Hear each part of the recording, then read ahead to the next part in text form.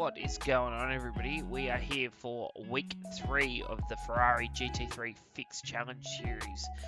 This week we're at Jerez Grand Prix layout. Same as always, we're using the challenge setup. We're running it in the afternoon condition like it says on the schedule. And we've just random generated the actual weather and the track state, so just to give you a bit of an idea what we're sort of testing in. I hope that week 2 went well for you guys at Aragon. It was a pretty cool little circuit, so had a lot of fun there. So looking forward to firing in for another, what I think is going to be another good week of racing here. So thank you to everybody that's reached out. Again, it's been really cool to get some feedback from everybody, and hope these videos are helping you. If you haven't, please subscribe and like the channel. It means a lot. And yeah, let's go. Let's kick into week 3 at Jerez.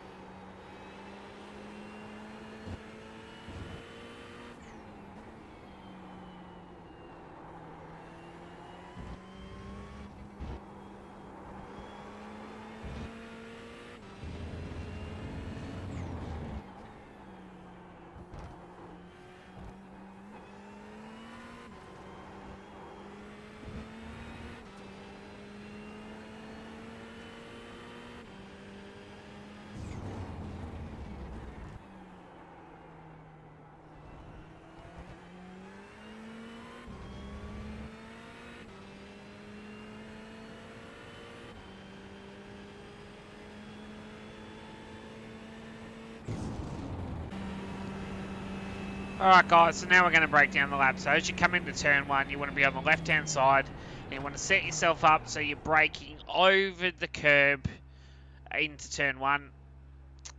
It's not a massive brake zone, but it's big enough that you could make a move if you get a really good run out of the last turn. So set yourself up. I'm finding just putting my sort of cockpit view, if I'm looking directly in front in the ambulance, just over the back of the fence, I'm finding that's like the best sort of positioning of the car. 2 wheels are on the curb. I go 5th gear, back to 3rd gear. As I roll the car in, I turn in. I wouldn't call it early or late. It's like, it's sort of it's a strange turning point, if I'm being honest. It's just as the curb on the right hand side starts to sort of come into picture. If I just roll down the hill a little bit, you will see just there, right in the corner, that's where I'm starting to turn the car in. So I come up, I get to that point where the curb turns in, and then I turn the car in quite aggressively. 3rd gear. You can go to 2nd. I find if you can hold 3rd, you'll carry more momentum, but you may need to go to 2nd for extra rotation depending on how you sort of dealing with the car turning in. I'm finding the car is not rotating as good as it was at Motorland last week. I felt like at Motorland last week the car was sort of a little bit twitchy and really pointy in the front end, where this week I kind of feel like the car's a little bit more understeery, and I think that's because of the style of corners here. There's a lot more sort of longer radius corners here, so it's sort of the car tends to want to pick the throttle up early, and then it tends to push more. So make sure you clip the curb right on the exit of the curb here, and then let the car run right out to the edge of the road. Over the back of the green, stuff's fine. Brake under the blue bridge, back to second gear from third. When you turn in, you want to sort of clip the back end of the curb once you get to the end of the green sausage part. So about this point here is where you want to clip the curb. And then from that point there, you want to sort of come off the curb and diagonal the car out wide.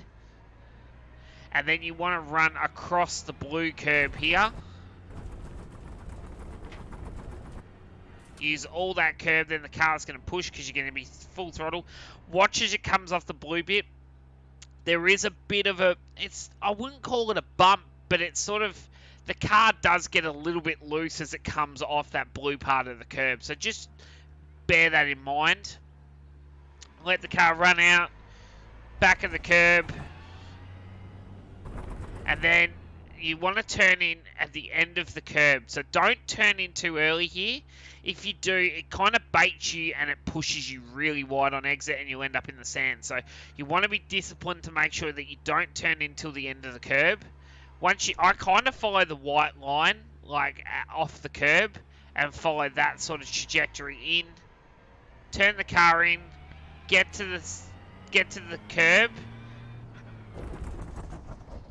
by this point here. So I'm looking at that little catch fence in the distance. It is hard to spot, and I think if you have your graphic settings turned a little bit lower, you might not be able to see it as a part of the thing.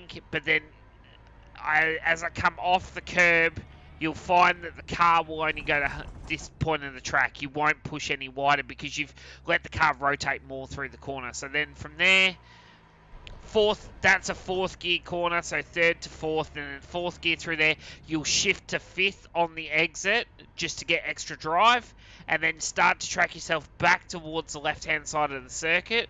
I'm using the escape road on the right-hand side, so I'll just stop just before the braking marker so you can see exactly where I'm talking about. I'm talking about the start of the escape road, so as I come up to it, which is about here, this is where I'm braking the car, and then I'm sort of in line with the light pole directly in front of me.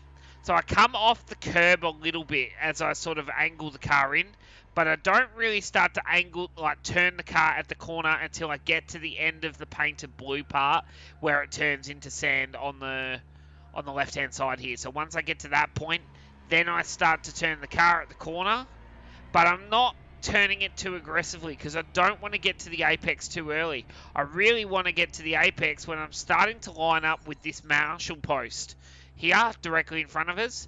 That's when I start to really make sure I get to the apex fully, because by this point when I'm in line with the pole, I want to be on the curb. If I'm at the pole and I'm in line on the curb, I know that I'm going to be able to pick full throttle up. The car's going to push, but it's going to end up inside the track limits. Going to use all the track and run it down the back straight. As you come down in the back straight, you can go fifth or sixth. I hold fifth because it really depends on your exit out of that corner. Fourth gear through there, if you can go to third for a little bit of extra rotation if you're struggling.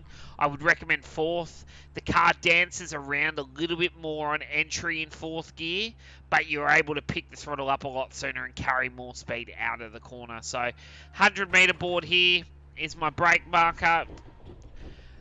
I brake with 2 tyres over the back of the curb, so I'm using all that extra bit of track.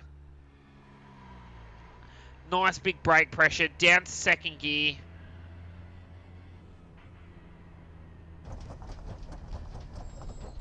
And then I turn in. This is a bit of a weird one. So I'm in line with the light pole at the end. So I come off the curb as I'm starting to get ready to turn in. And then I turn in and it's like I purposely miss the apex till I get to the orange wall. Then once I get to the orange wall, then I start to rotate the car back at the corner quite aggressively. And I want to clip the white part of the curb on the exit. So I wouldn't say that I use all the track on the exit here because I'm trying to shallow it up so that I really get a drive down here and through the next part of the corner. So second up to third, up to fourth. This one is a flat corner. Turn in at the little blue escape road. Get right to the edge of the curb. And let the car track all the way out to the edge of the road.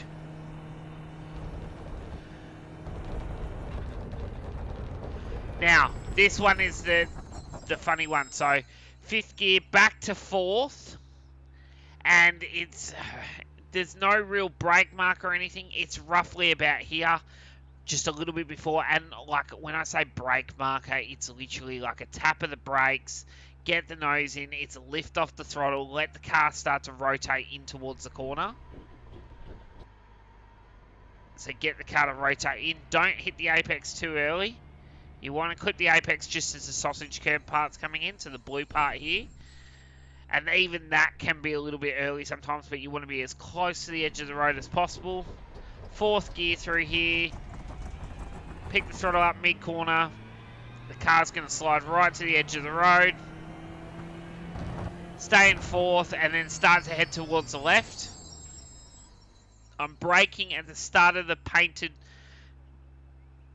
I don't even really know what it is. It's just three painted lines on the track behind the blue part of the curb. So it's like a blue line, a white line, blue line. So I'm braking at the start of that. Fourth gear back to third. Now, this one's a little bit tricky as well, and it's quite easy to turn into early. You want to make sure you get to the end of the curb. If you don't, you're gonna have issues on the exit. Get to the end of the curb, turn the car in at the corner.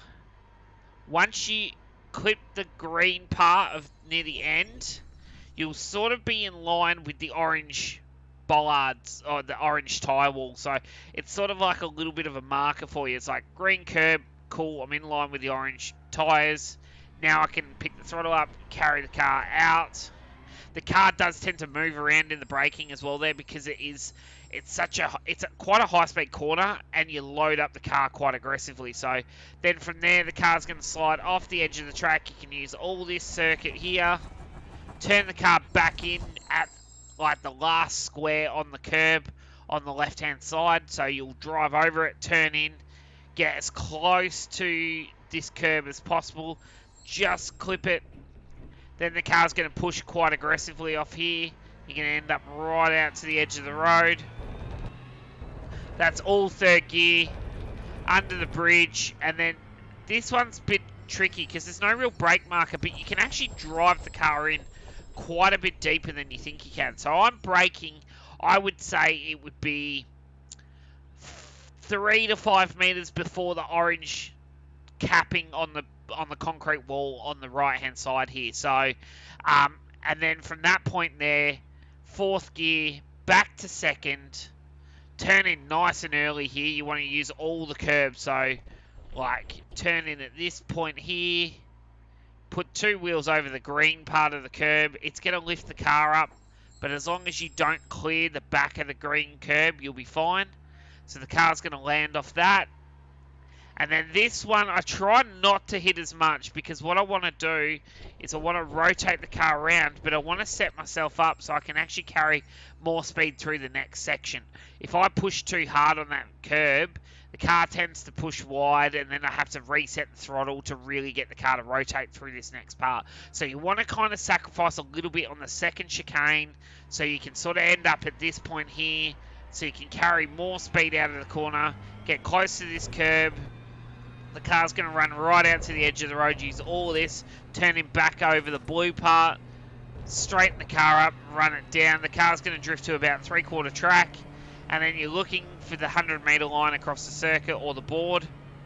There's the line there. I'm braking just past it, so I'm braking at this white line here. So you got 100 meters. It's probably like 97, 95 meters. So this white line here, nice big brake pressure.